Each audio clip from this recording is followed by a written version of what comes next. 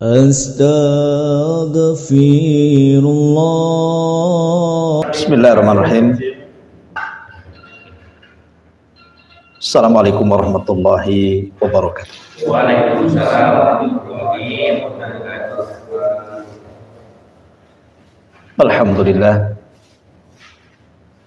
Alhamdulillahilladzi arsala rasulahu bil huda wa dinil haqq liyudhhirahu 'ala ad-dini kullihi wa kafa billahi syahida wa kafa billahi wakila. Asyhadu an la ilaha illallah wahdahu rabbi la syarika lah wa asyhadu anna Muhammadan abduhu wa rasuluhu alladzi la nabiyya ba'dah, amma ba'du. Alhamdulillah, malam ini kita kembali duduk di tempat yang insyaallah diberkahi Allah Subhanahu wa taala, dan saya berhusnudzon kepada antum semuanya datangnya ke sini dalam rangka berthalabul ilm. Salawat terding salam terhadiahkan kepada Rasul kita, Nabi akhir zaman, Sayyidul awwalin wal akhirin, Nabi Allah Muhammad sallallahu alaihi wa ala alihi wasallam. Ma'asyiral muslimin yang muliakan Allah Subhanahu wa taala, kita masih berada di pertengahan bulan Rabiul Awal. Artinya kita diingatkan dengan banyak sejarah Nabi sallallahu alaihi wasallam di bulan ini. Bahkan kalau boleh saya katakan bahwa bulan Rabiul Awal itu adalah rangkuman dari seluruh sejarah Nabi. Karena 3 peristiwa yang merangkum itu semua terjadi di bulan Rabiul Awal. Pertama, kelahirannya terjadi di Rabiul Awal. Yang kedua, hijrahnya juga terjadi di Rabiul Awal. Dan yang ketiga, wafatnya pun terjadi di Rabiul Awal. Artinya sejarahnya terangkum dari awal, tengah, dan juga akhir. Walaupun di bulan Rabiul Awal itu tidak ada ibadah khusus yang diperintahkan baik dalam Al-Quran ataupun Sunnah, akan tetapi bulan Rabiul Awal itu bulan sejarah, terutama mengenang kembali kelahiran Rasul kita, Nabi besar Muhammad sallallahu alaihi wasallam. Mungkin malam ini kita lari dari tema yang tadi, mungkin kita kembali ke awal tentang kelahiran Nabi sallallahu alaihi wasallam, biar juga merasakan bulan Rabiul Awal ini. Ma'asyiral muslimin yang dimuliakan Allah Subhanahu wa taala, kelahiran Nabi sallallahu alaihi wasallam ini sudah diprediksi ratusan tahun oleh bangsa Arab sendiri. Nanti saya akan ceritakan beberapa raja Arab yang mereka mendapatkan informasi tentang kelahiran Nabi sallallahu alaihi wasallam. Di dalam Al-Quranul Karim ada 2 ayat, saya akan bacakan,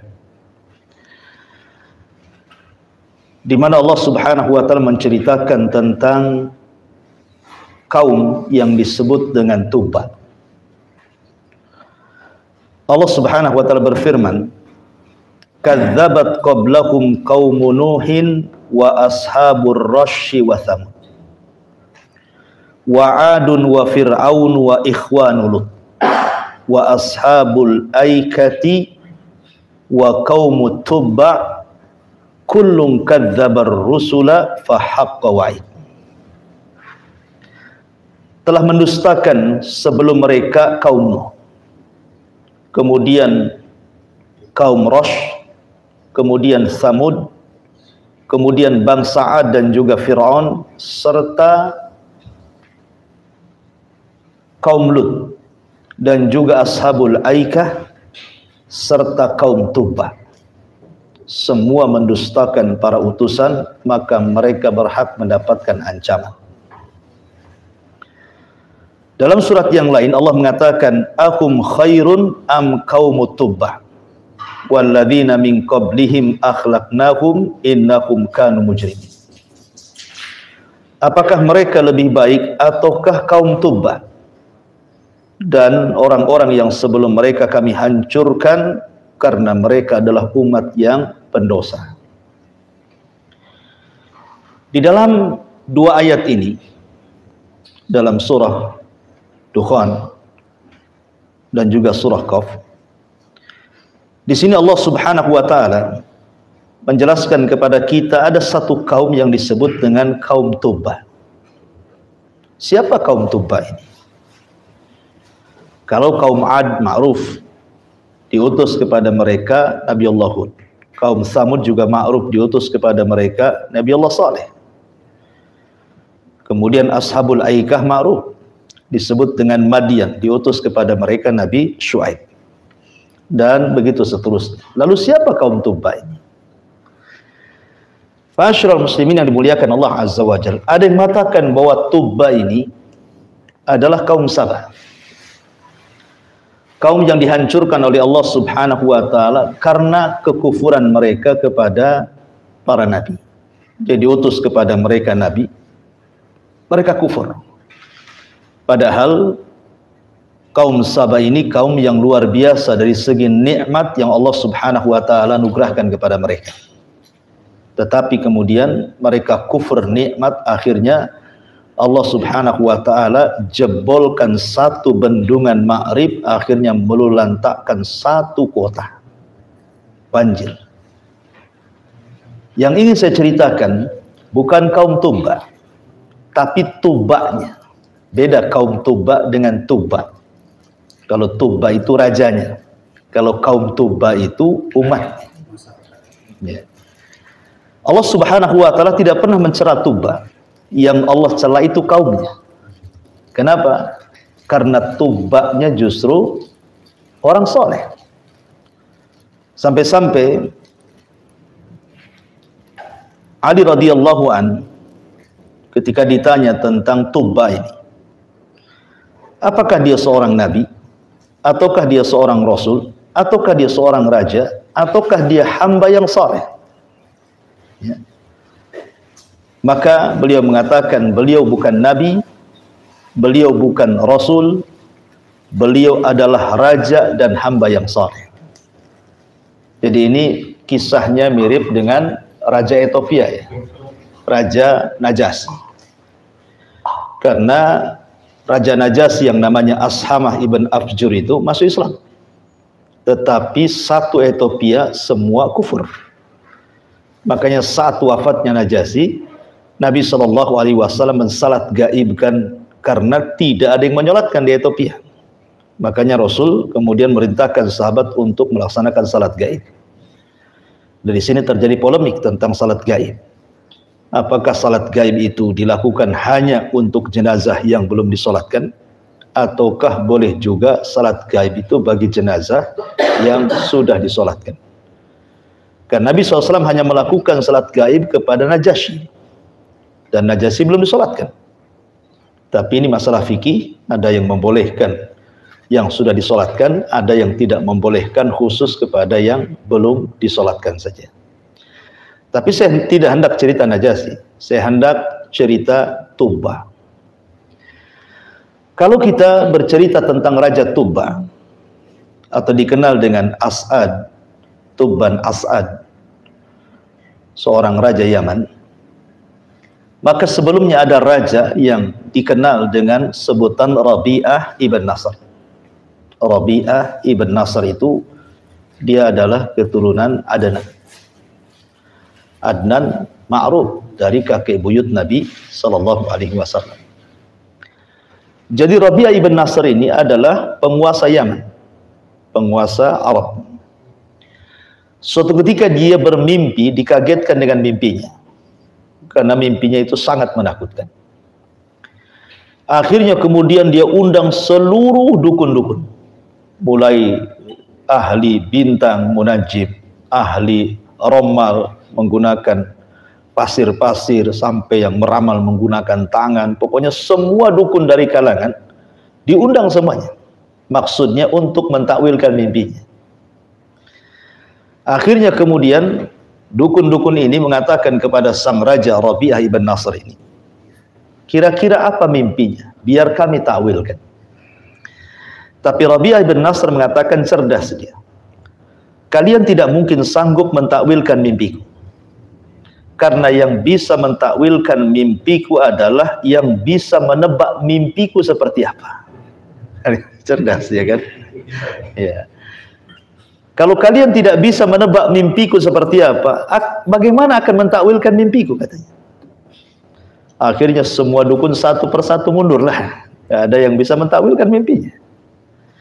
Kemudian di antara semua dukun itu mengatakan ada dua dukun sakti yang bisa menakwilkan mimpimu, yang bernama Satih dan juga Syiqqah namanya. Satu namanya Satih, satu namanya Syiqqah. Maka sang raja Rabi'ah ibn Nasr mengatakan, kalau begitu panggilkan tuh si Satih dengan si Syiqqah. Akhirnya raja tidak mau langsung dua-duanya dipanggil, karena dikhawatirkan ada kong kali kong dua-duanya. Raja ingin manggil satu persatu. Pertama dipanggil Satih dulu, baru si Syikh ini. Ya. Nah, di antara pertanyaan raja ini tentang mimpi dia ingin bertanya kepada Satih, kira-kira apa mimpiku ini? Maka Satih mengatakan bahwa aku melihat ada api yang keluar dari kegelapan, kemudian membakar yang atas dan yang bawah. Tidak ada tersisa rerumputan sampai kepada manusia kecuali dilahapnya. Raja kaget karena memang itu mimpi seperti itu. Ya. Kemudian ditanya lagi, lalu bagaimana menurutmu tentang mimpi atau takwil mimpi itu? Maka kemudian Satih mengatakan bahwa akan datang kaum yang akan menyerbu Yaman, yang akan menghabiskan Yaman dalam sekejap, dan itu waktunya tidak lama lagi. Akhirnya kemudian dia bertanya kepada Syikh, pun rupanya jawabannya sama. Cuman bedanya, yang satu mengatakan kaum Akhbas, yang satu mengatakan kaum Sudan. Ya, dua-duanya sama, kulit hitam. Akhbas ya orang Ethiopia, Sudan pun orang kulit hitam kan gitu. Artinya dua-duanya kurang lebih saja. Ya. Bahwa akan datang dari kaum Akhbas atau Sudan yang akan menyerbu negeri Yaman dan akan menghancurkan sehancur-hancurnya. Dan waktunya sangat dekat sekali. Ada yang mengatakan sampai antara 5 sampai 7 tahun mereka akan datang. Lah kemudian di antara pertanyaan yang menarik adalah ketika kemudian sang raja ini bertanya kepada dukun ini, apakah kemudian orang-orang yang akan menyerbu Yaman, baik dari Sudan atau Akhbas itu, akan tetap berkuasa? Maka sang dukun mengatakan tidak. Karena nanti akan ada yang menghancurkan mereka kembali dari rumah di Yazid. Keluarga di Yazid, kabilah di Yazid. Maka akan keluar pemimpin dari suku tersebut dan akan menghancurkan orang-orang Akhbas atau orang-orang Sudan. Jadi raja ini makin penasaran. Kemudian bertanya lagi, apakah kekuasaan keluarga Diyazan ini akan terus berlangsung? Maka sang dukun mengatakan tidak. Dia hanya berkuasa 60 tahun saja. Setelah itu akan keluar seorang nabi. Bahasanya dalam dialog ini, dia akan mengatakan nabiyun zakiyun ya'tihil wahyu min kibalil uli. Akan datang seorang nabi yang menghancurkan kekuasaannya Diyazid, yang datang kepadanya wahyu dari langit, dan dia akan berkuasa dengan sangat adil. Kemudian dia mengatakan, dari mana nabi ini yang akan menjadi pemimpin dunia ini, yang membawa keadilan itu? Maka sang dukun mengatakan seorang laki-laki dari keturunan Ghalib ibn Fihr ibn Malik ibn Nadhr. Maksudnya Nabi SAW, dan dia akan berkuasa dan kekuasaannya sampai kiamat dibangkitkan. Dari sini menunjukkan bahwa dukun saja tahu. Ini kan dukun yang ngomong begini. Nah, kenapa dukun kok tahu ya? Tentu tahu karena dukun berkomunikasi dengan jin. Ya, jin yang ngasih tahu kan begitu. Tapi dari sini bahwa raja-raja Arab sejak dulu sudah dapat informasi kan akan keluar seorang nabi gitu maksudnya. Walaupun informasi dari dukun. Lah kemudian akhirnya Rabi'ah ibn Nasr ini ketakutan. Makanya kemudian setelah dia bertanya kepada Syekh juga sama jawabannya, kepada Satih juga sama jawabannya, akhirnya kemudian dia bergegas membawa seluruh keluarganya, semua barang-barangnya hijrah dari Yaman menuju Irak ke Hiran. Ya, di situ dia tinggal di Hiran di Irak, dan setelah sampai di sana dia menyurati seluruh raja-raja Persia bahwa Yaman akan digempur, diserang. Itulah takwil mimpi yang pernah dia mimpikan. Tetapi raja-raja Persia antara percaya dan tidak. Intinya akhirnya kemudian Rabi'ah ibn Nasr meninggal dunia di Hiran di Irak. Rupanya takwil mimpi yang diceritakan itu menjadi kenyataan nanti kalau kita bicara tentang seorang laki-laki namanya Saif ibn Diyazan. Rupanya dari keluarga Ibn Diyazan itu lahir orang namanya Saif ibn Diyazan yang nanti dia akan berjumpa dengan Abdul Muthalib. Tapi sebelum kita kisah ke situ, maka raja yang kedua setelah Rabi'ah ibn Nasr adalah Tubba yang kita akan ceritakan di sini. Ma'asyiral muslimin yang dimuliakan Allah Subhanahu wa taala. Raja Tubba adalah satu-satunya raja yang beriman kepada ajaran Taurat. Karena ketika itu kan belum ada Isa bin Maryam, belum turun. Jadi peristiwanya itu antara Nabi Musa dengan Nabi Isa. Ya, antara Nabi Musa dengan Nabi Isa. Sehingga kemudian si Tubba ini atau Tubban As'ad ini dia beriman kepada Taurat. Bagaimana dia bisa beriman kepada Taurat? Padahal ketika dia berkuasa di Yaman, orang-orang Yaman itu kalau tidak menyembah api karena terpengaruh dengan Persia gitu ya, mereka penyembah berhala. Jadi Raja Tubba ini, Malikut Tubba ini, walaupun penamaan Tubba sendiri menjadi khilaf para ulama, ada yang mengatakan kenapa Tubba disebut Tubba? Karena kalau dia perang itu kan kekuasaannya kan kemana-mana tuh Raja Tubba ini, sampai ke daratan India dan Afrika. Ya. Ada yang mengatakan bahwa kalau dia menyerang sebuah negara, sebuah negeri itu, maka dia mengikuti arah terbitnya matahari. Sehingga sebagian ulama mengatakan bahwa Raja Tubba itu adalah Dzulqarnain. Nama lain daripada Dzulqarnain itulah Raja Tubba. Karena Dzulqarnain itu Raja Yaman.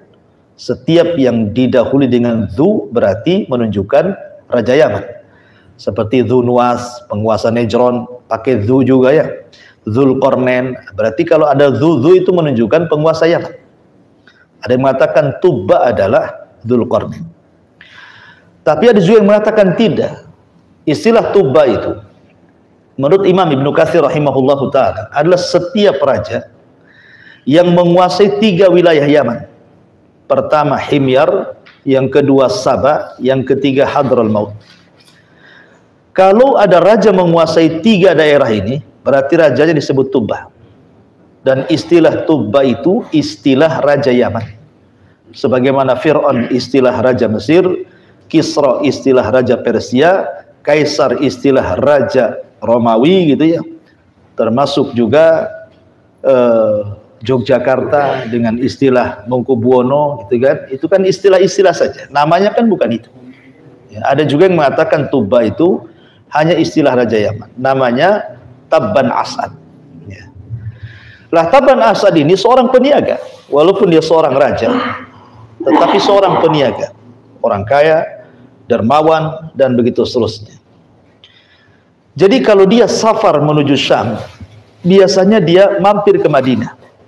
dan dia pun kemudian menikah dengan salah seorang wanita yang ada di kota Madinah. Dulu namanya Yathrib.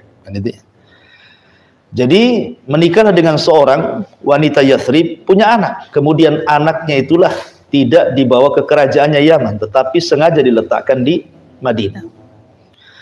Jadi ketika Tabban As'ad ini atau Raja Tuba ini sedang safar berniaga ke Syam, rupanya anaknya dibunuh.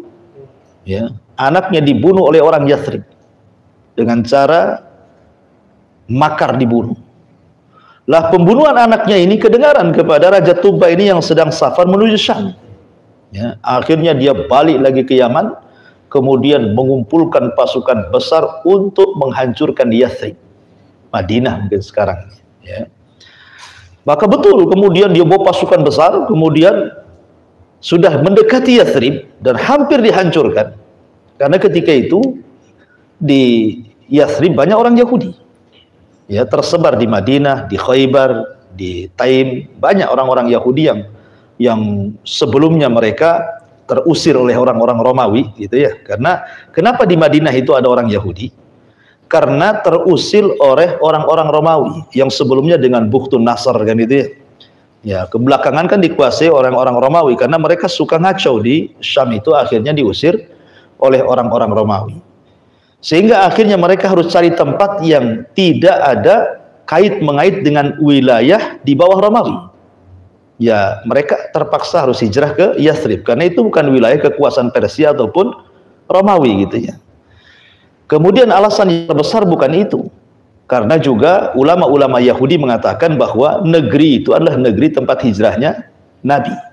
Makanya kemudian mereka meyakini bahwa Nabi mereka akan lahir di situ dan akan membawa kemenangan dunia. Makanya banyak orang-orang Yahudi saat terusir oleh orang Romawi itu, mereka akhirnya pada datang ke Madinah, gitu ya.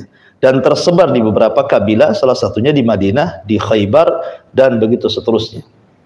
Maka kita kenal ada Yahudi Bani Quraidah, Yahudi Bani Nadir, Yahudi Bani Kunaiko, dan ada 10 kabilah Yahudi yang ada di kota Madinah. Makanya Rasul mengatakan kalau 10 pemimpin Yahudi masuk Islam, semua masuk Islam. Karena ada 10 kabilah di situ. Ya, cuman yang besar 3. Maksudnya Bani Kunaiko, Nadir, dan Bani Quraidah. Taib, kembali. Jadi ketika kemudian Tabban As'ad ini, Raja Tuba ini hendak menyerang kota Madinah, kota Yathrib, tiba-tiba dihalangi oleh 2 ulama Yahudi. Kemudian mengatakan kepada Tabban As'ad, sebaiknya jangan diserang. Tahukah engkau wahai sang raja, ini negeri suci. Kelak di negeri ini akan menjadi hijrahnya seorang nabi. Akan lahir seorang nabi. Ketika dia mendengar seperti itu, kemudian dia takjub dengan ucapan 2 tokoh Yahudi ini. Akhirnya kemudian dia ngobrol lama-lama, subhanallah, dapat hidayah. Akhirnya Raja Tuba ini setelah diceramahi oleh 2 ulama Yahudi, akhirnya dia masuk Yahudi. Maksudnya bukan masuk Yahudi, dia menerima ajaran Taurat yang disampaikan oleh orang Yahudi. Jadi akhirnya berpegang kepada agama Taurat, berpindah agama yang tadinya musyrik menjadi ahli kitab. Ya, dan ketika itu kan belum ada Islam. Dan agama Yahudi agama satu-satunya yang benar ketika itu kan. Ya. Artinya belum ada agama yang lebih selamat dibandingkan agama yang mengikuti Taurat. Nah, ketika itulah kemudian Tabban As'ad atau Raja Tuba ini masuk kepada Yahudi, mengikuti ajaran Nabi Musa alaihi salatu wassalam lewat 2 ulama Yahudi tadi. Akhirnya tidak jadi nyerah. Ya. Padahal sudah perang itu. Perang sudah tinggal sebentar saja roboh itu Yathrib. Ya. Masalahnya yang menjadi takjubnya Raja Tuba ini, apabila berperang nih orang-orang Madinah ini aneh gitu. Jadi kalau siang mereka berperang mati-matian, kalau malam pula mereka ngajak makan. Ya. Terkadang mereka datang kemudian ngobati orang-orang yang terluka dari tentaranya Tabban As'ad ini, dari Raja Tuba ini. Jadi kan aneh gitu kan. Masa siang perang, malamnya ngajak makan, kadang-kadang diobati lukanya. Jadi melihat hal itu bahwa sebenarnya orang-orang Yathrib itu tidak sejahat yang Raja Tuba pikirkan. Karena kan anaknya dibunuh dengan cara siasat, ya kan? Orang-orang tertentu saja membunuh anaknya. Disangkanya itu adalah makarnya semua orang Yathrib. Ya. Makanya mau dihancurkan Yathrib itu, Madinah itu. Tapi kemudian setelah diceramai oleh dua tokoh Yahudi ini bahwa di sini akan lahir seorang nabi, ya kan? Ini negeri suci, tolong jangan dihancurkan. Akhirnya tidak jadi. Ya. Ketika dia tidak jadi menyerang Madinah, target serangan kedua mana? Mekah. Ya. Ini Madinah sudah ditargetkan, tapi tidak jadi karena dinasihati oleh dua tokoh Yahudi ini. Akhirnya pasukannya diarahkan kemana? Ke Mekah. Ya. Kenapa bisa ngarah ke Mekah? Karena ada yang ngadu domba. Ada kabilah dari Hudzail memang tidak suka dengan orang-orang yang ada di Mekah. Ya. Dan dia juga tidak suka dengan orang-orang Yaman. Jadi diadu domba. Ya. Jadi kabilah Hudzail ini mengatakan kepada Taban As'ad atau Raja Tuba ini, kalau engkau ingin mendapatkan harta banyak, di bawah Ka'bah itu penuh dengan harta melimpah, emas, macam-macam. Ya. Kamu rusak saja Ka'bah itu, ambil semua barang-barangnya, semua perhiasannya. Setan datang terpengaruh dia. Ya. Akhirnya bergeraklah pasukan menuju Mekah. Tapi lagi-lagi dua ulama Yahudi menasihati, jangan. Ya. Kalau engkau tetap menghancurkan Ka'bah dan juga menghancurkan kota Mekah, akan ada azab yang datang kepadamu. Dan sehati, jangan sampai. Sebaiknya kau datang ke Mekah, agungkan Mekah, kau tawaf di situ, kau cukur rambut di situ, kau agungkan di situ. Akhirnya kemudian dia berpikir ulang gitu ya, hendak menyerang Mekah, sampai akhirnya Allah Subhanahu wa taala kirim penyakit kepada Raja Tuba, akhirnya sakit dan tidak bisa bangkit. Akhirnya kemudian tokoh Yahudi ini mengatakan supaya dia bertobat dan dihilangkan hatinya untuk menyerbu Mekah. Ya. Ketika betul-betul hatinya sudah nggak ada lagi niat untuk menyerbu Mekah, menghancurkan Ka'bah, sudah hilang sudah. Ya. Tiba-tiba Allah sembuhkan. Dia makin yakin bahwa sebenarnya itu bukan tempat yang tidak bisa diserang. Ya, itu tempat haram, tempat suci, tidak bisa diserang. Dari situlah akhirnya kemudian dia pun menuruti dua kata tokoh Yahudi ini, dia tawaf di situ, diagungkan Mekah. Ketika dia kemudian bermalam di Mekah, malamnya dia bermimpi. Dalam mimpinya kemudian dia disuruh untuk membuat kiswah bagi Ka'bah. Karena ketika itu Ka'bah belum ada kiswahnya. Ya, masih berbentuk batu-batu gitu saja. Akhirnya kemudian Taban As'ad ini ataupun Raja Tuba, akhirnya dia pun memberikan kiswah kepada Ka'bah. Dialah orang yang pertama kali mengkiswah Ka'bah. Ya. Ini Raja Tuba ini pertama kali mengkiswah Ka'bah. Ya, namanya Taban As'ad atau disebut dengan Malikut Tuba ini. Makanya kemudian mengkiswah Ka'bah ini menjadi tradisi sampai kepada zaman Arab Jahiliyah. Ya, sampai ada seorang namanya Al-Walid Ibn Mughirah, seorang tokoh dari tokoh-tokoh Quraisy ketika itu. Dia orang paling kaya ya di Quraisy itu, sehingga 1 tahun dia sendiri yang mengganti kiswahnya, dan tahun depan rame-rame orang Quraisy. Jadi kalau dia memberikan baju dia sendirian karena kayanya gitu ya. Nanti tahun depan baru rame-rame orang Quraisy gitu ya. Jadi 1 hari dia, 1 hari Quraisy. Itu namanya Al-Walid Ibn Mughirah yang diturunkan ayat surah Al-Mudaththir itu, yang kufur kepada Al-Quran padahal sebelumnya membenarkan Quran. Tapi karena takut kedudukannya hilang di tengah-tengah Quraisy, akhirnya dia pun menuduh Al-Quran itu sihir impor dan mengatakan in huwa illa sihrun yu'thar in huwa illa qaulun bashar. Oh, Quran itu sihir impor. Muhammad itu punya guru bukan orang Arab katanya. Itulah ngajari Quran katanya, dia bilang gitu kan.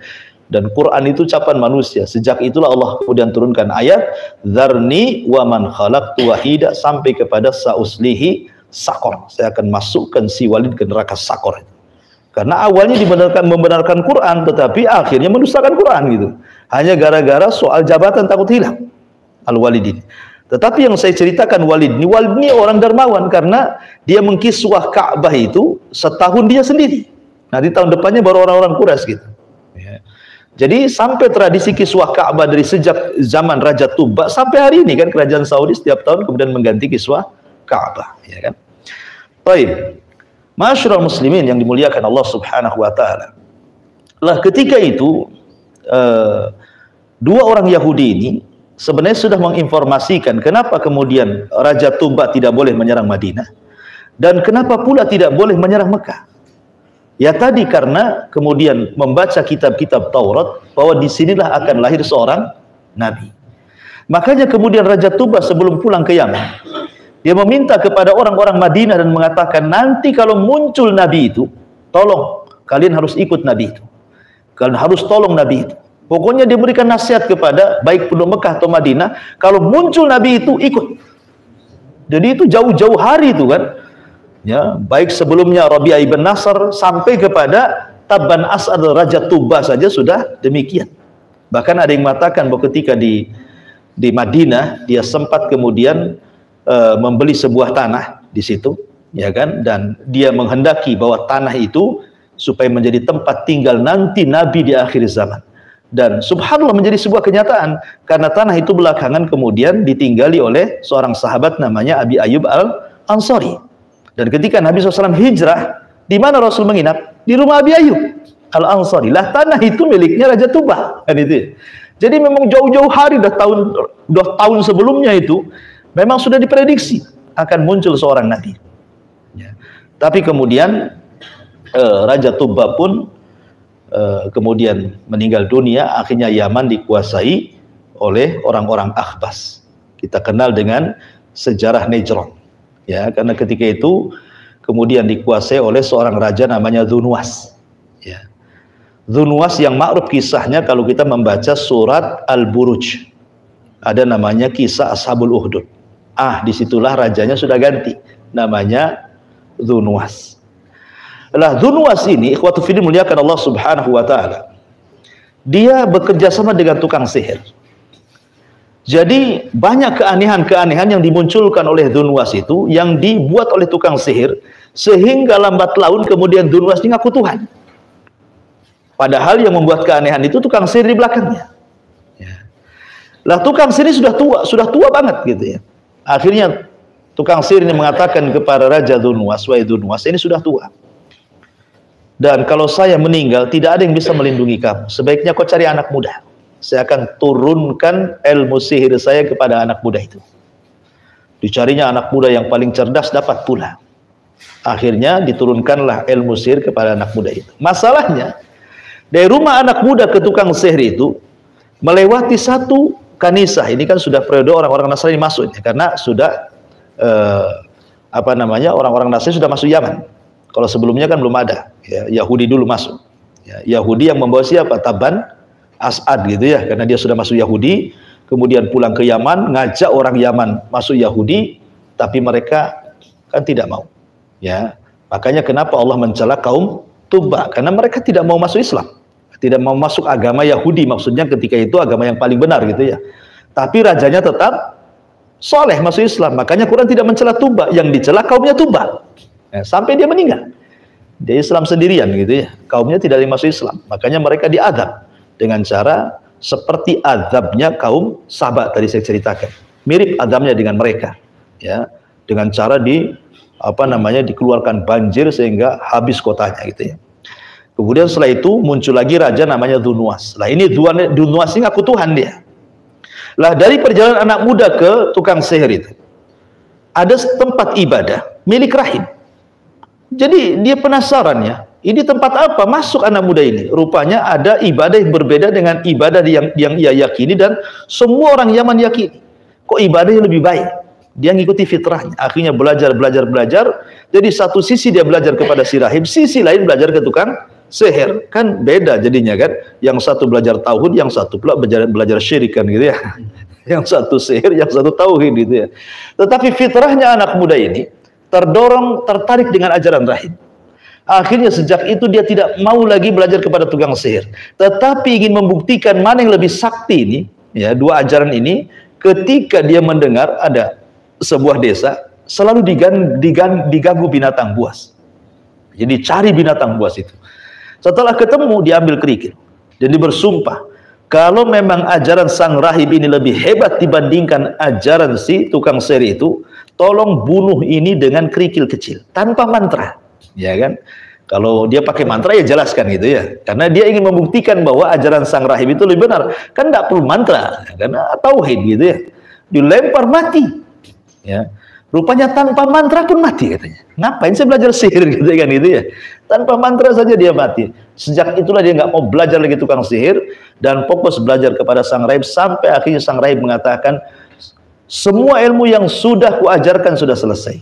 Kau pergi sana berdakwah, jangan sebut-sebut namaku. Disitulah akhirnya anak muda ini diberikan kemampuan mampu mengobati apapun penyakit. Sampai akhirnya Dzunwas ini kan punya penasihat, orangnya buta. Karena terkenal anak muda itu bisa menyembuhkan penyakit buta, dicarinya anak muda itu. Akhirnya kemudian setelah ketemu, minta diobati, tapi syaratnya satu, dia harus beriman kepada Allah. Dia harus beriman kepada Allah. Akhirnya kemudian dia pun siap beriman asal matanya sembuh. Setelah dia beriman, diusap matanya, berdoa, sembuh dia. Dzunwas ini kaget. Dia kan ngaku Tuhan, ya kan? Jadi siapa yang menyembuhkan kamu? Dia mengatakan Allah. Ini kan penghinaan. Masa Tuhan kok ada Tuhan lagi kan itu ya? Didesak, akhirnya ngaku anak muda ini. Setelah dia dimasukkan ke penjara, ditangkap anak muda ini, ditanya lagi anak muda belajar dari mana? Akhirnya dipaksa, akhirnya ngaku juga si rahib, ditangkap juga si rahib, tiga-tiganya masuk sel. Disitulah kemudian raja menyiksa 3 orang ini dengan cara apa? Digergaji sininya, belah 2. Itu yang diisyaratkan oleh Nabi SAW dalam hadis Khabbab bin Arat. Ketika Khabbab bin Arat tidak tahan karena setiap hari disundut oleh besi panas majikannya, dia mengatakan, ya Rasul, berdoalah kepada Allah agar Islam cepat menang, gitu ya. Kata Rasul, jangan tergesa-gesa Khabbab. Dulu loh ada orang yang digergaji, terbelah menjadi 2, juga tidak geming keimanannya. Maksudnya kisah Ashabul Uhdud ini, ya. Jadi pendeta itu digergaji, kemudian si menterinya digergaji, tapi anak muda ini tidak mau dengan cara seperti itu. Maunya dilempar dari atas bukit, disaksikan manusia. Biar orang tahu kurang ajar nih sama Tuhan, gitu, sama raja. Ketika naik ke atas bukit dibawa oleh prajuritnya, anak muda berdoa kepada Allah agar minta dilindungi. Maka bukit itu bergegar gitu ya, lini, gempa, semua prajuritnya jatuh mati semua, dia selamat. Akhirnya ditangkap lagi sang raja, kata sang raja, buang di tengah lautan. Dibawa sama perahu, anak muda berdoa lagi, datang gelombang, habis perahunya terguling, semua prajurit mati, dia pula selamat. Pokoknya dengan cara apapun tidak pernah mati-mati anak muda. Ya. Akhirnya kemudian anak muda ini berpikir, saya kemana saja pasti ditangkap, pasti ada upaya pembunuhan. Akhirnya dia berpikir, bagaimana caranya kematiannya bermanfaat. Akhirnya dia menyerahkan diri ke raja dan mengatakan, ya raja, kau kan dari dulu ingin membunuh aku. Ya, sebenarnya gampang bunuh aku. Syaratnya cuma 2. Kumpulkan orang Najran semua. Ya, letakkan di tengah lapang aku. Nanti aku akan berikan 1 anak panah. Kau sediakan busurnya. Ya. Kemudian yang kedua, saat kau menembak aku dengan anak panahku, ada mantranya. Mantranya apa? Bismillahi Rabbil Ghulam. Itu saja. Ya. Akhirnya betul-betul dikumpulkan 1 Najran, kata Ibnu Katsir rahimahullahu taala dalam kitab Bidayah wa Nihayah itu, orang yang hadir di situ sampai 20.000. 20.000 lebih bangsa Najran kumpul di situ. Ya.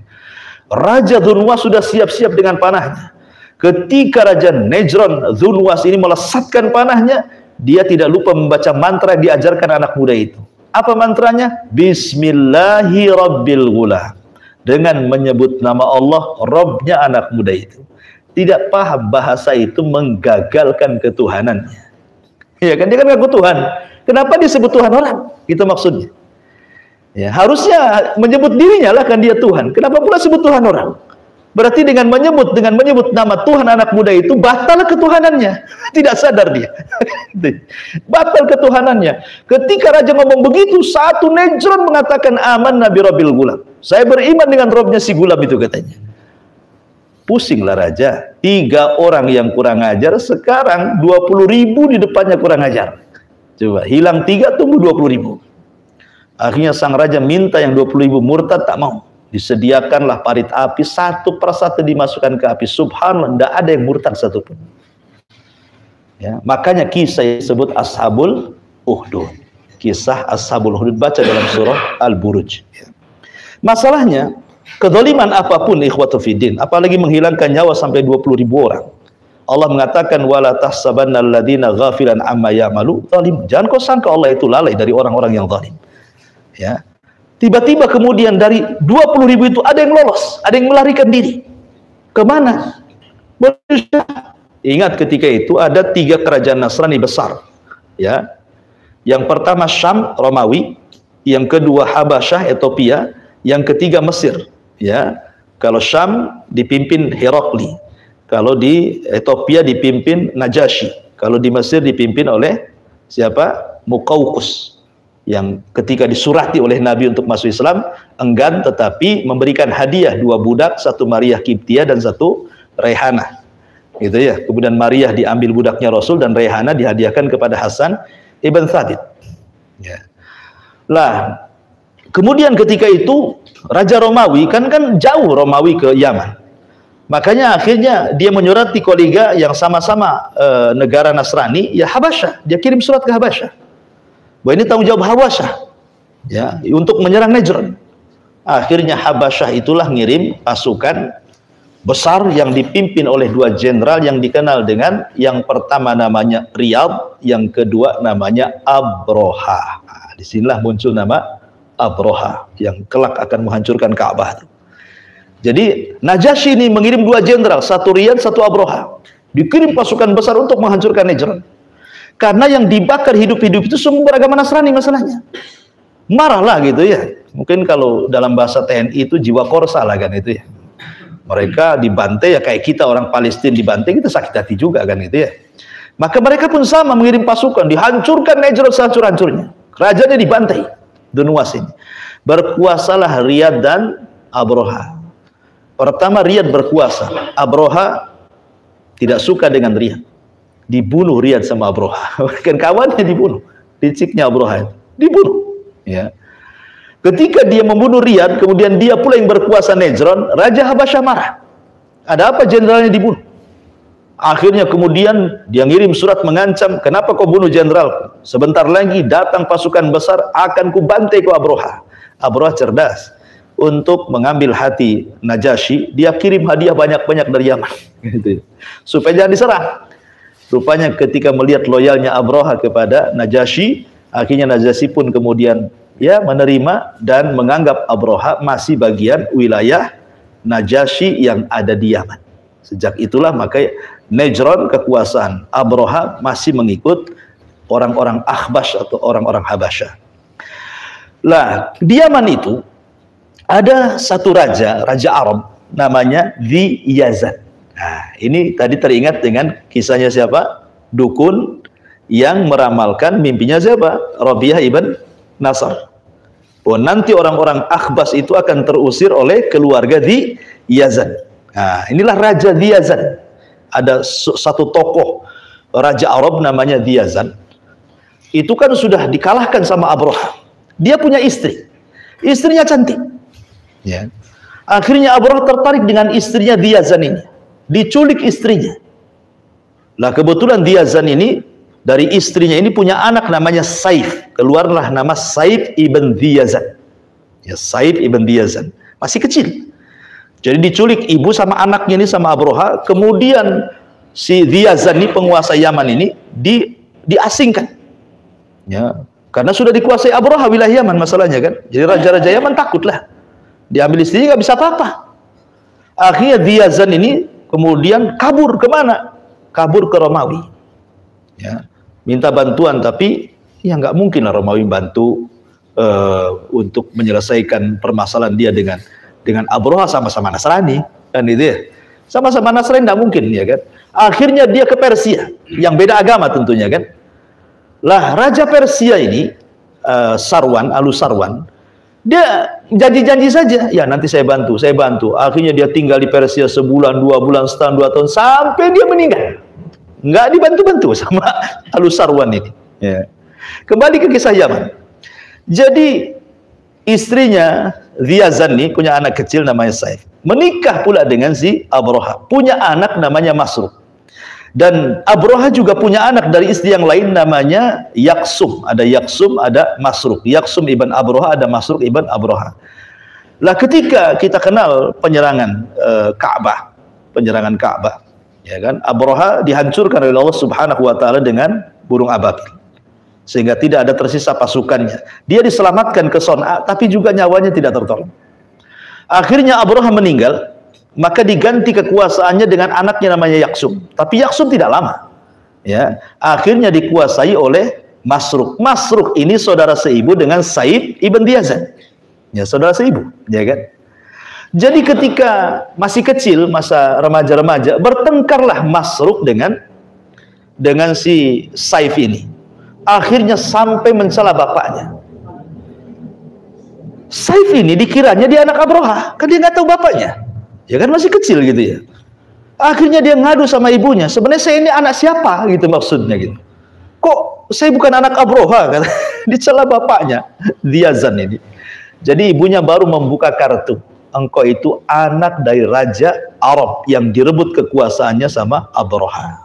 Sejak itulah dendam Saif ibn Yazan ini sama Masruq dan juga orang-orang Akhbas yang ada di Yaman, orang-orang Habasyi. Ya. Tapi dia pendam dendamnya kan masih kecil. Sehingga setelah dia dewasa, dia berpikir gimana caranya mengusir orang-orang Akhbas di Yaman ini, karena sekarang sudah dipegang oleh saudaranya namanya Masruq. Ya. Kemudian dia terpikir untuk meminta bantuan kemana? Ke Romawi juga. Datang dia ke Romawi, ditolak juga. Ya namanya sama-sama Nasrani, tidak mungkin lah kan itu, mengusir Nasrani dengan Nasrani. Akhirnya dia datang lagi ke Kisra seperti bapaknya. Ya. Lah sebelum dia datang ke Kisra, di Irak Hiran itu ada di bawah kekuasaan Kisra. Di situ ada raja Arab namanya Nu'man ibn Munzir. Namanya Nu'man ibn Munzir, itu kawan dia. Jadi sebelum datang ke Persia, dia datang kepada Nu'man ibn Munzir meminta bantuan. Ya. Tapi Nu'man ibn Munzir mengatakan, kami ini tidak punya pasukan kalau melawan orang-orang Ethiopia, mana sanggup. Ya. Tapi Nu'man ibn Munzir, saya punya cara. Karena waktu itu negara dia di bawah negara Persia. Dan dia harus bayar upeti setiap bulannya. Ya. Akhirnya dia mengatakan, nanti sebentar lagi kita akan kirim upeti, ayo kita sama-sama ke Persia.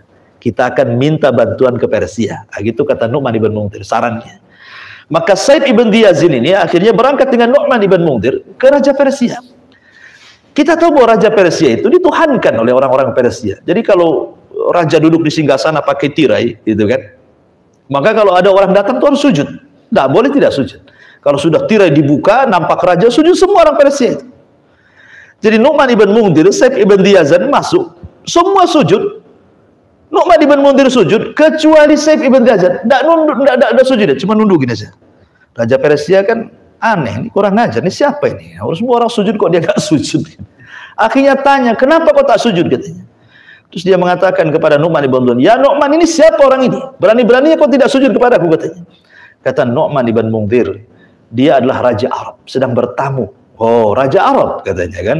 Ada apa, kenapa kau tidak sujud? Kemudian dia mengatakan, bukan tidak mau sujud, di otakku banyak masalah katanya.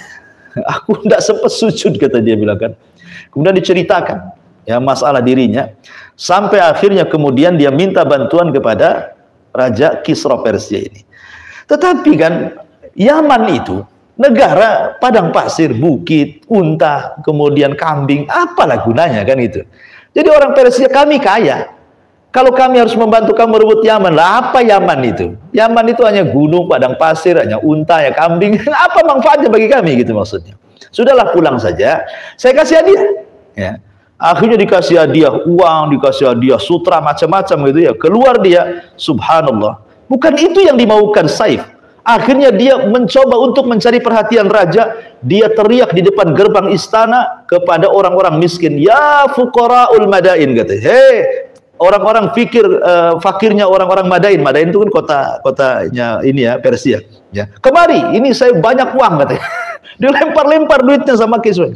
Akhirnya pada rebutan lah. Prajurit ini melaporkan hal ini kepada Kisra. Ini kan kurang ajar, masa dikasih hadiah tuh, dikasih-kasihkan orang kan gitu ya.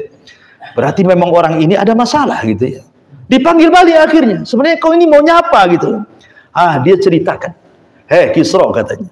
Kamu punya hutang sama bapakku katanya. Kan bapaknya dulu di situ kan, meninggal juga di situ. Kau punya hutang sama bapakku. Kau pernah menjanjikan ingin mengirim pasukan, bapakku sampai mati di sini, kau tak juga bawa pasukan katanya kan. Dari situ dia paham bahwa dia anaknya Saif ibn Yazan yang meninggal di Persia. Akhirnya kemudian, baik kalau gitu kau nginap beberapa malam, saya akan berunding katanya. Akhirnya dirundingkan para pejabat. Gimana ini? Akhirnya ada pejabat-pejabat yang cerdas mengatakan gini saja, kalau kita serang Yaman, buat apa kita ngabiskin duit untuk menyerang negara miskin? Apa faedah kita? Cuman gini saja, di penjara kan banyak orang jahat, ya, banyak koruptor, banyak macam-macam di penjara itu. Kita gunakan saja orang-orang penjara, kita kasih baju besi, kita kasih senjata, biar mereka saja yang ke sana, katanya. Pandainya menteri-menteri. Jadi kalau mereka mati semua, nggak ada yang rugi. Kalau mereka menang, lumayanlah Yaman jadi kekuasaan Persia, kan begitu logikanya, kan itu. Mati kan nggak ada ruginya, mereka penjahat semua, ya. Kalau menang, alhamdulillah, mungkin bahasa kitanya kan, kita dapat kekuasaan baru di Yaman. Oh, setuju, kata Persia. Kalau gitu besok keluarkan semua orang di penjara itu. Akhirnya diinformasikan kepada orang-orang di penjara, mereka akan jadi tentara Persia. Oh, bangga orang penjara itu, ya, didandani dengan dandanan tentara gitu, ya. Lah di penjara itu ada seorang qaid perang, pemimpin perang yang hebat, ya, karena ada kasus masuk penjara. Ada yang namanya Hurmuz, ada yang mengatakan namanya Wahzar, ya, antara Hurmuz dan Wahzar lah namanya, ya, tapi yang ma'ruf Wahzar. Jadi ada orang namanya Wahzar, itu badannya besar itu. Jadi kalau nunggang kuda itu nyangsar itu, kakinya di tanah, seolah-olah kalau orang naik kuda dia jalan kaki aja, itu saking tinggi besarnya Wahzar itu. Karena dia dulunya pemimpin perang, karena masalah masuk penjara. Jadi dia diminta oleh sang raja untuk memimpin perang, ya, memimpin semua para penjahat untuk dikirim ke Yaman. Dapatlah sekitar 600 prajurit yang diambil dari penjara, kemudian membawa 8 perahu. Kata raja kepada Saib, ya Saib, ini ada pasukan 600 orang, ya, kau bawa ke Yaman sana, berjuang dengan mereka. Ya, Saib nggak tahu menahu, disangkanya pasukan hebat-hebat kan itu, ya. Akhirnya ya pulang saja dengan 8 perahu, 2 tenggelam, 6 yang selamat sampai ke Aden Yaman, ya. Lah kemudian setelah itu Saib ibn Diyazan ini mengompori kabilah-kabilah Arab yang nggak suka dengan orang-orang Habasyah. Akhirnya bangkit kabilah Arab. Kenapa? Karena dia menginformasikan Persia siap nolong, padahal cuma sedikit pasukannya, kan. Pandai nih Saib bin Diyazan nih. Dia mengatakan pasukan Persia siap datang menolong kita. Bangkit semua orang Arab. Akhirnya mendengar bahwa orang Arab bangkit bergabung dengan 600 tentara Persia. Ini Masruq ibn Abroha ini juga menyiapkan pasukan yang jauh lebih besar, berlipat-lipat. Lah dalam peperangan itu, Wahzar ini dia kan punya busur besar, tidak bisa dipegang oleh orang biasa, ya. Dia mengatakan kepada Saib, ya Saib, nanti kalau dalam pertempuran kau tunjuk saja mana namanya si Masruq itu, katanya. Akhirnya ketika peperangan yang gak imbang sebenarnya, karena tentara Masruq ini kan lebih kuat, ya kan. Sebenarnya gak imbang itu, kalaupun disangkanya sudah menang, cuman memang taktiknya Wahzar ini pintar. Jadi ketika ada lengahnya si Masruq ini dipanah dari atas bukit, kena pula di tengah-tengah matanya, hancur kepalanya. Ketika mati, disitulah kemudian ya namanya hilang pemimpinnya, lemah pasukannya. Langsung kemudian diserbu, akhirnya semua orang-orang Akhbas Ethiopia pulang semuanya. Di sini terusirnya orang-orang Nasrani dari Yaman. Ya, masalahnya datangnya orang Nasrani, datang pula Majusi. Kan gitu ya. Kan Nasrani masih mendingan kan begitu bahasanya, ya. Karena masih ada Nabi Isa gitu ya, ada Injilnya. Ini Najasyi, apa namanya, orang Persia nyembah api, orang musyrik. Makin rusak lah kan itu Yaman kan itu. Jadi musyrik akhirnya. Makanya ketika Nabi SAW hijrah dari Mekah ke Madinah, Madinah itu kan masih terpengaruh dengan budaya Persia di Yaman. Masih buat perayaan-perayaan Persia. Kata Nabi SAW, tinggalkanlah perayaan itu, karena Allah sudah menggantikan dengan 2 perayaan yang jauh lebih baik, Idul Fitri dan Idul Adha, kan itu ya. Karena pengaruh Persia di Yaman masalahnya, ya. Jadi ketika kemudian Said ibn Diyazan ini berkuasa, di bawah kekuasaan Persia, harus mengirim upeti tiap tahun, kan. Lah ketika dia mulai jadi raja itulah banyak suku-suku Arab datang, ya, dalam rangka mengucapkan selamat sudah bisa mengusir orang-orang Akhbas. Disinilah datang rombongan Abdul Muthalib.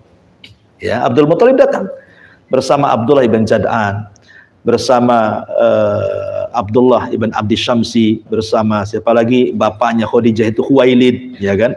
Itu juga datang Umayyah bin Abdi Syamsi, Abdullah bin Jad'an, Abdul Muthalib, Khuwailid datang, dan tokoh-tokoh Quraisy itu datang ke Son'a, ingin ya mengucapkan selamat, karena mereka kan nggak suka dengan orang-orang Akhbas itu yang ada di Arab, karena mereka sudah menjajah masalahnya. Ya.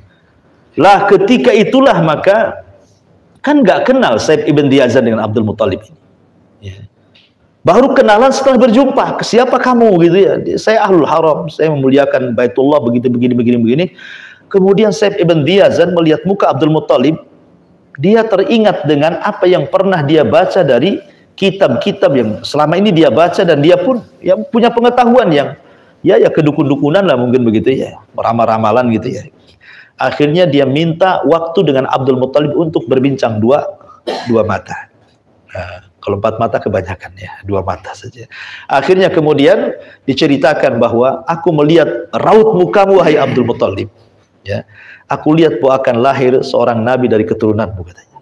Tahu Abdul Muthalib kaget kan? Akan lahir keturunanmu, katanya. Dia dari keturunanmu, dan dia tidak punya ayah, tidak punya ibu. Dia punya tanda di sebelah kiri bahu kirinya, tanda kenabian. Ya, semacam kutil bahasa kitanya ya.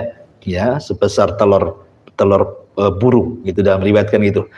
Dan ketika kedua orang tuanya mati, maka anak ini akan dikafil oleh paman dan kakeknya.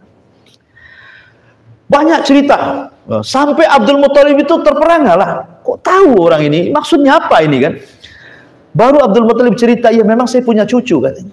Saya punya anak namanya Abdullah, menikah dengan Aminah. Dia punya anak namanya Muhammad. Dia pun menyebut nama Muhammad, jadi sama ada kecocokan. Ya. Makanya kenapa orang Arab itu ketika mendekati diutusnya kelahiran Nabi Shallallahu Alaihi Wasallam, banyak orang yang kemudian memberi nama anaknya Muhammad, karena memang sudah tersebar bahwa hari dekatnya lahirnya seorang Nabi itu sudah dekat gitu dengan tanda-tandanya. Hafidh Ibnu Hajar rahimahullah taala sampai menyebutkan ada 14 orang namanya Muhammad. Jadi ketika lahir kasih nama Muhammad, ketika lahir dikasih Muhammad. Tapi kan Muhammad yang mana kan gitu ya? Allah kan hanya memilih satu Muhammad. Ya. Akhirnya kemudian Abdul Muthalib pun hanya dikasih tahu sama Saib ibn Diyazan, hati-hati. Ya, anak cucumu akan jadi nabi, hati-hati dari orang Yahudi. Itu saja. Dia mengatakan hati-hati dari orang Yahudi. Kemudian Abdul Muthalib pulang. Setelah pulang rupanya Saib ibn Diyazan dibunuh, meninggal. Ya. Dan kemudian ya Yaman kacau lah, ada majusinya, ada akhbasnya, macam-macam ya. Sampai akhirnya diutusnya Nabi Shallallahu Alaihi Wasallam dan bisa membuka kota Yaman menjadi negara Islam. Ya, dari sini kita tahu bahwa dari mulai orang Yahudi, kemudian Nasrani, kemudian juga para raja Arab itu sebenarnya sudah memprediksikan kelahirannya, sudah memprediksi akan lahir Nabi, akan lahir. Sampai ke dukun pun prediksi lahirnya Nabi, seperti dukunnya Rabi'ah ibn Nasr tadi.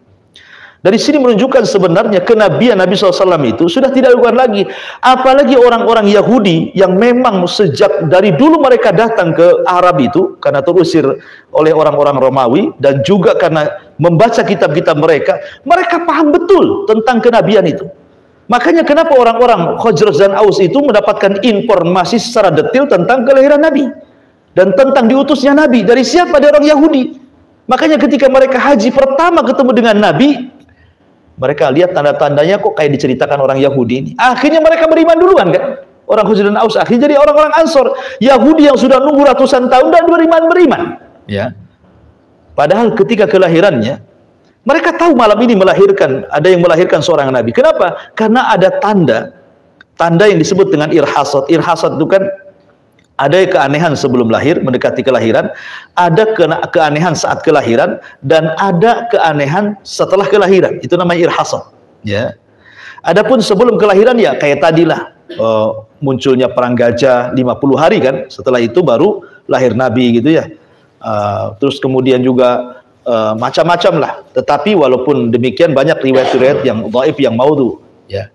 Ada juga yang mengatakan kemudian saat kelahiran inilah salah satu cirinya irhasat adalah munculnya bintang Ahmad yang ada di Madinah. Dan itu tidak diketahui kecuali orang Yahudi. Makanya ketika muncul bintang itu, orang-orang pembesar ulama Yahudi keluar semua. Kemudian mengatakan, ini malam lahirnya Nabi, ini malam lahirnya Nabi katanya. Coba, semua 10 kabilah itu gedor rumah mereka.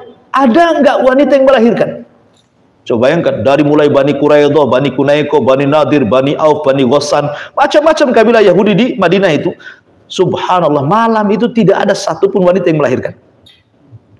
Mulai cemas-cemas nih orang Yahudi nih. Kok nggak ada yang melahirkan nih, bintang dah muncul gitu kan. Setelah beberapa hari setelahnya terdengar di Mekah ada yang melahirkan di tepat ketika bintang itu muncul. Nangislah ini para ulama Yahudi ini dan mengatakan laqad zahabat nubuwwatu Bani Israil, sungguh telah hilang kenabian Bani Israel dan diambil orang Mekah katanya. Nah, dari sini sebenarnya orang Yahudi sudah tahu kan, karena dia mengatakan telah hilang kenabian Bani Israel dan telah diambil orang Mekah. Artinya mereka mengakui bahwa itu nabi. Ya.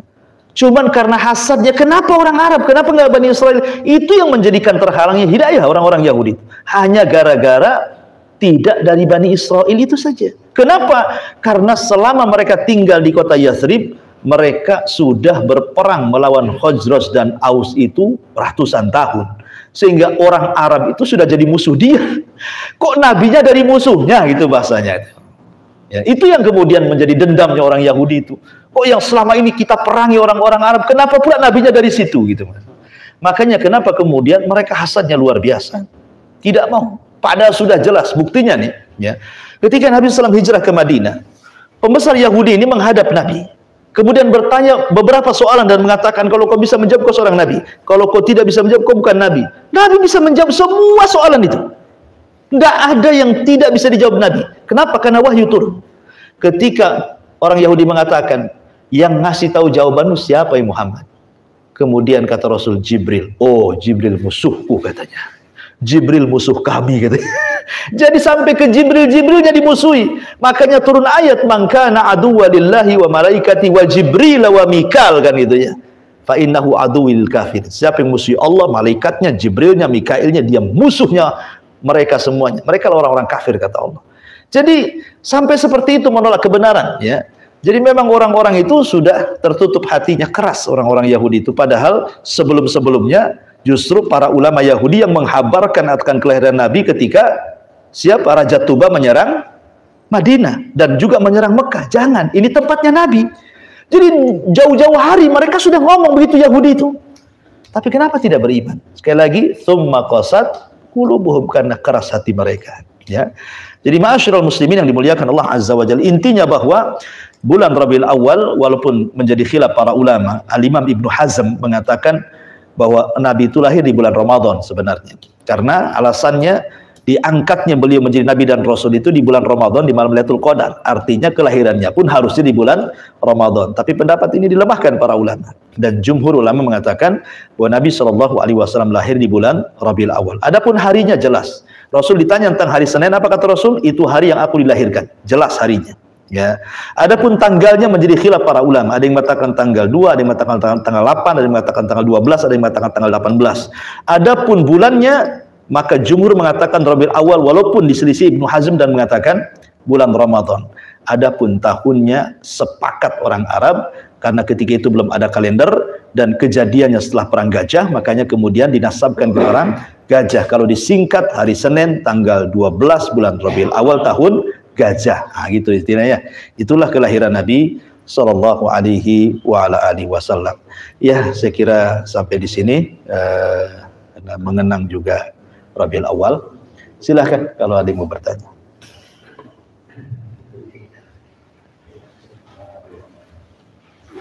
Padahal kalau ada yang menanya langsung.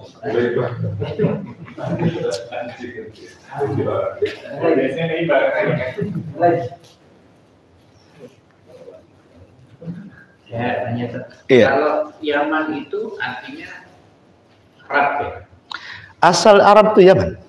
Berarti orang Arab itu adalah dari Yaman. Iya, orang yang menyatukan Arab itu adalah kakeknya Rasul namanya Adnan.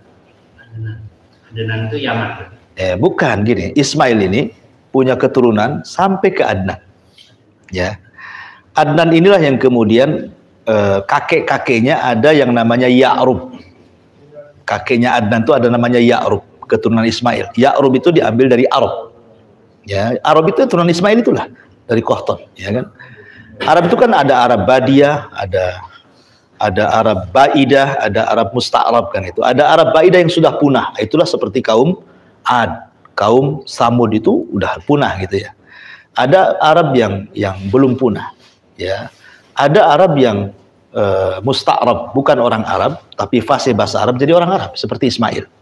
Kan bukan orang Arab dia.